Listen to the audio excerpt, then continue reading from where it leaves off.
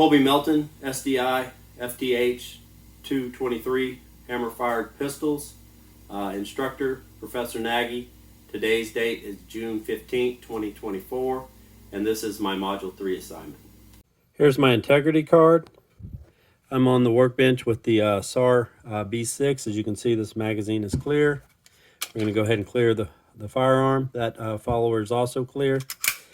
Lock the slide to the rear. The chamber's clear. The magazine well is clear, as you can see down to the yellow below. We're going to place it here on the workbench. Additionally, there is no live ammunition in the workspace, just those 3 dummy rounds. Part 1 of the assignment is to perform a dry and dummy ammunition functions check, explaining what I'm checking. We'll start with the dry. Right here, the weapon's on safe. The firearm's on safe. We'll let it go ahead and put it on fire. Let it go forward. The hammer is cocked. We're going to return that to the forward position. We're going to take the empty magazine, place it in there. When we pull to the rear, the follower engages the slide stop, locking it to the rear. We're going to go ahead and release it to see that it override the follower. So the magazine release function, the magazine, a follower, and the slide stop all seem to be functioning properly. We're going to go ahead and place the weapon on safe. It will not fire. It will still charge, however.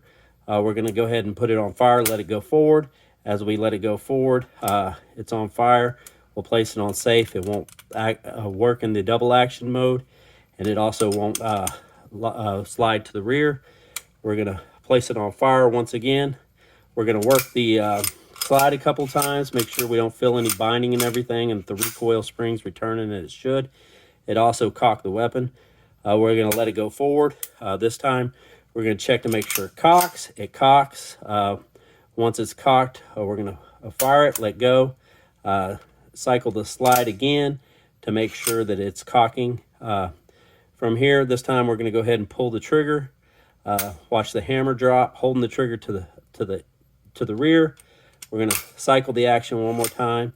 It cocked. We're going to listen, feel for the reset. Resets there. Everything seems to be functioning properly in the dry fire. One other thing we can do is Sweeney's pencil test to make sure that when we pull the trigger, it actually, the firing pin's coming out and launching the pencil.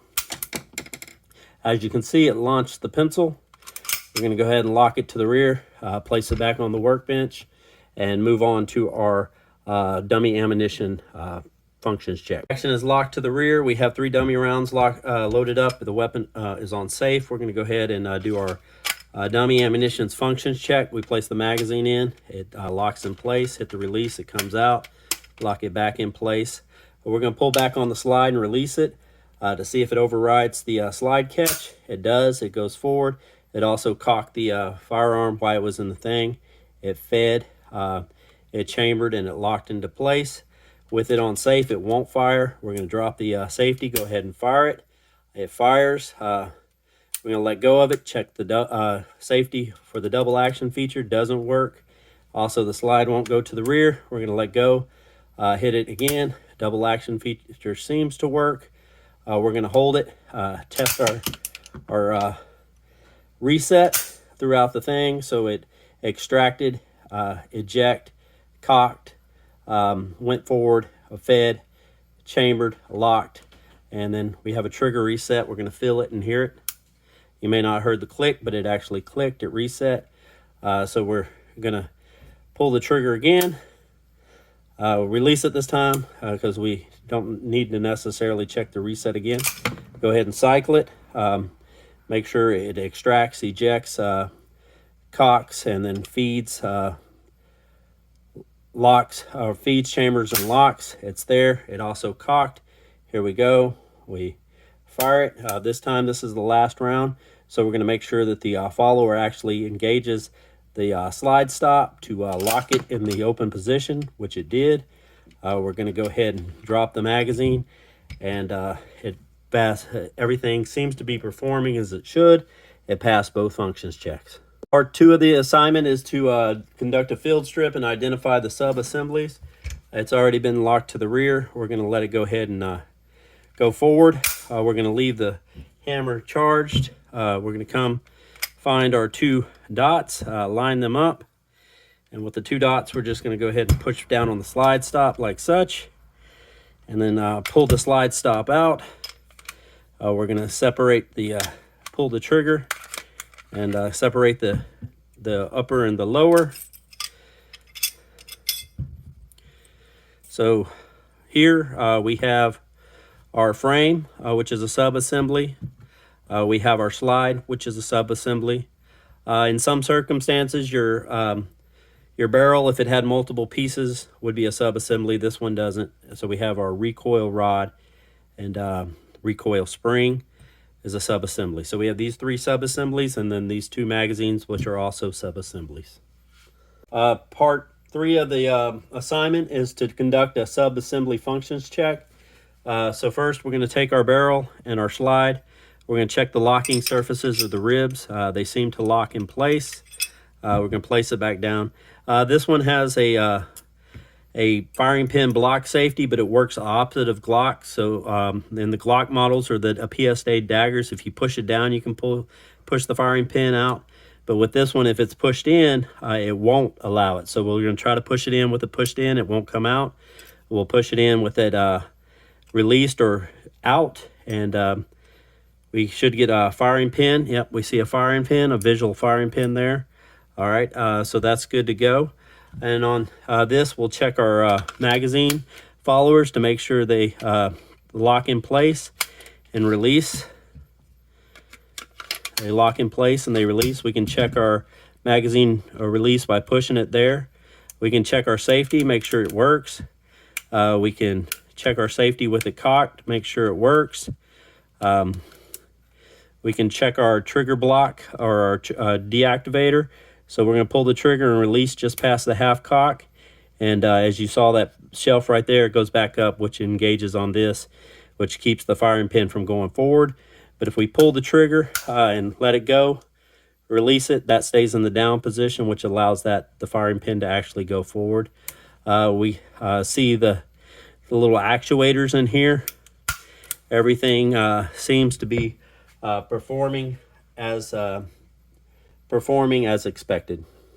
For part 4 of the assignment, we're supposed to do a detailed strip and reverse engineer 3 listed components. I'm going to go ahead and go off camera, detail strip it, and we'll come back with the showed evidence of it being detailed stripped and the 3 components and their reverse engineering. Here we have our tools ready for disassembly.